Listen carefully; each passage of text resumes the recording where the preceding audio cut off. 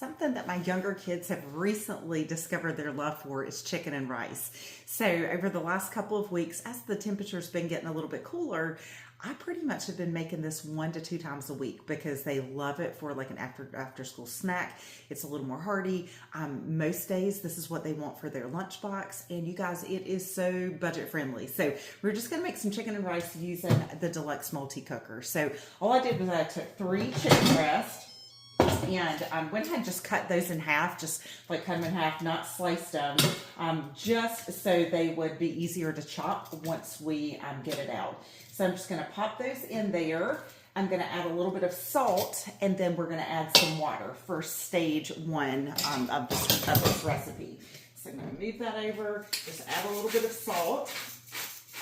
Now, of course, if you like other seasonings in your chicken and rice, you can certainly do that. And I know that looks like a lot of salt, but we like the sodium at our house.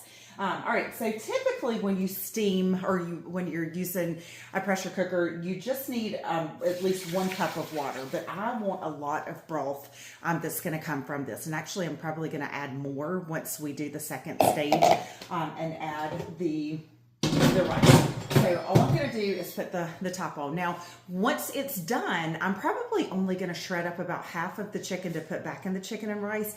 But while I've got it going, I'm going to go ahead and, make more chicken than I need because it's going to give me more broth. And then also probably for dinner tonight, we'll do like a buffalo chicken dip or something. So all I'm going to do is go to one of the preset settings, which is poultry. So I know that it is set to the temperature or the time that I need. So 15 minutes. And then I'm just going to push the button and go. You guys, this is incredible. If you've got a pressure cooker, whether it's the Pampered Chef one or another one, you guys, it is a super valuable tool. So if you need some suggestions, tips, recipes, like a one-on-one, I can walk through like on a video chat. I would love to help you, but use the tool that you've got. This week I've thrown chicken in there frozen. We've made stew beef with potatoes, carrots, and onions.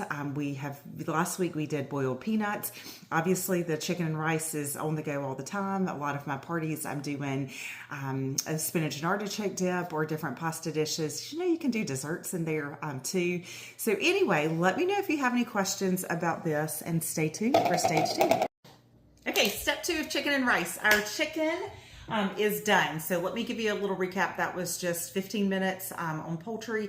It does take about 10 minutes to come to pressure. So, don't think that you can really get dinner on the table in 15 minutes, but it's not far from it. So 25 minutes, I've got a couple of pounds of chicken that is ready to use now and to repurpose. So one of the things I love to do is cook kind of in bulk.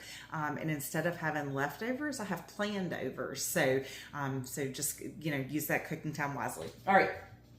After it was done, it takes just a little bit of time for the pressure to release. And then I love that our Deluxe multi-cooker has a little kickstand for the lid, so it keeps the juices from going all over your countertop. All right, so real quick, I am just gonna take these tongs and pull this chicken out, and you guys are gonna see just how tender and delicious it is. Now remember, when I put it in here, I put it in there with about 4 cups of broth, but some of that probably did evaporate. So I am going to add about 3 more cups of water because we like it to be a little soupy, a little soupier. Now, when I typically do rice, like if I'm going to do it as a side dish, I would do like a 1 cup to rice to 1 cup of water ratio.